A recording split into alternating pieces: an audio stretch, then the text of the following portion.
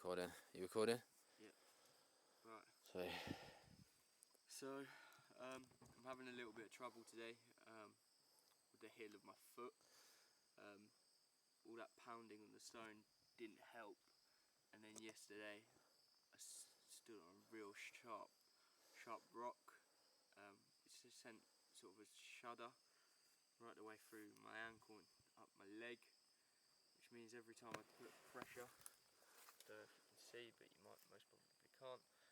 Every time I put pressure on the heel of my foot, it's caused me a very lot of discomfort and pain. Hopefully it'll get better, because we have a day of trekking tomorrow. a day for pretty much a long time of trekking, and it's very difficult. And with no shoes, I'm very much not looking forward to that. The camera's not facing anyone. Yeah. Okay. You can hold it down, but just like make sure the lens faces somewhere. Yeah. So Duckin, you better to manage tomorrow because you've got a long task ahead. I'm hoping with a bit of rest after we've done this that I'll be alright. But we'll have to see in the morning. To be fair. We are hydrated, that's good. Yeah. But even so, I'm finding it hard when I stand up.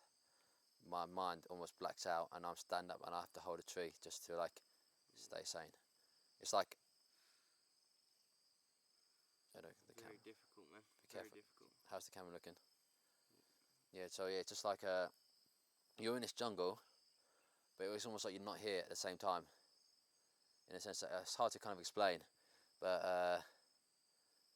I'm standing here right now, but my mind is not working at its full amount, so my senses aren't really working completely. So I'm not really completely aware of what's here, to be honest. And it feels a bit, maybe it's because it feels so surreal compared to being in England, I guess. But it's definitely it's an odd feeling. It doesn't feel like I'm here. It feels like we're in a TV show at the moment. Mm-hmm. It doesn't feel like normal-ish too much, but oh well. You only live once. You get one chance. So what we have to do now is fix problems with our shelter.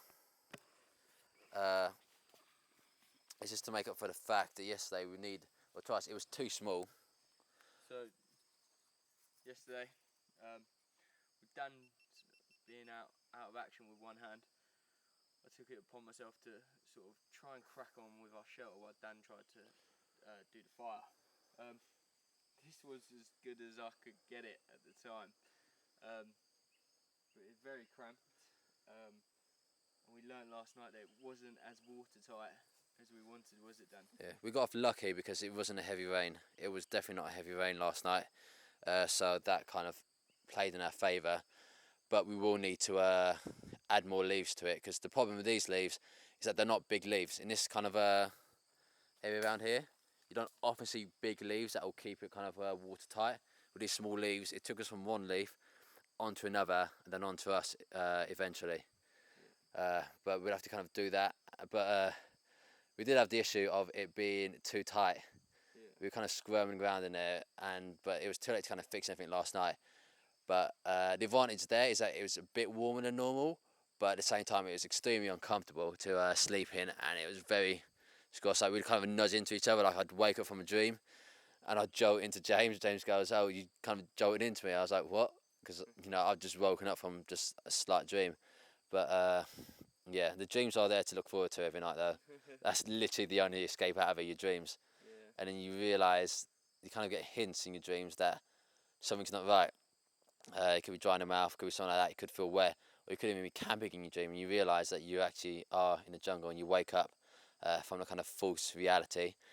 But it's what we deal with. But yeah, look, I love the dreams.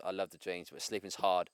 You don't get steady sleep. You wake up, go to sleep. You wake up, you go to sleep. It's very quick, and it's not a good night's sleep. But that's why what can you do? Start going to sleep so early. Cause yeah. We almost start going to sleep as soon as the sun goes down, which is about 7 o'clock, and it doesn't come up until about 7. Yeah. So that's 12 hours almost that we're trying to fill with sleep. Exactly that. You're never going to get perfect sleep when you're trying to in it for 12 hours, because once it starts raining, you gotta be in your shelter, and once you're in your shelter, you can't really do anything other than rest and fall to sleep. But you know, something we deal with. But yeah, we should get on in fixing it ready for a kind of hiking tomorrow.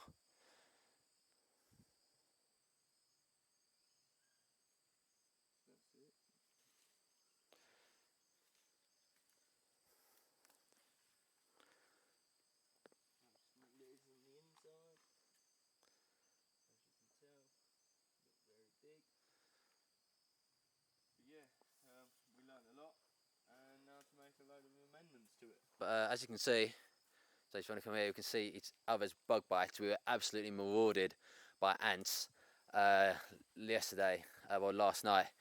All over our whole body is absolutely kind of destroyed. I'm going to show you some here. You can get into the light there.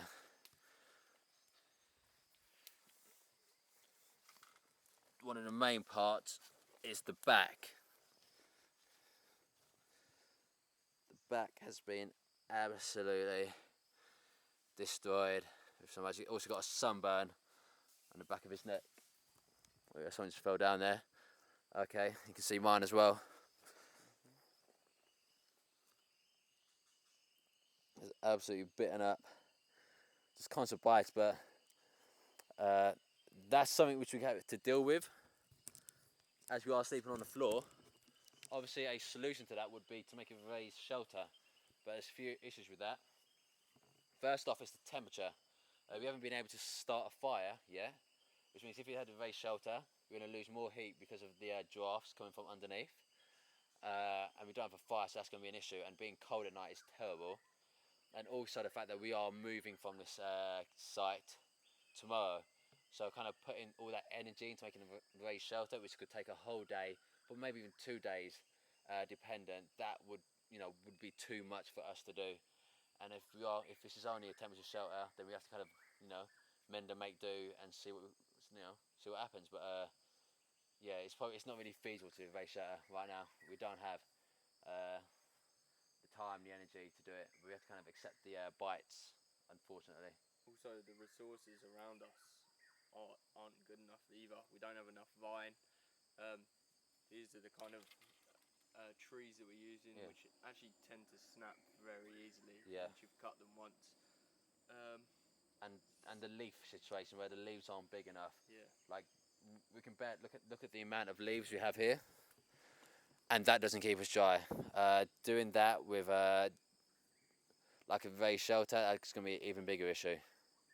But yeah, we should probably crack on and start making our shelter more waterproof.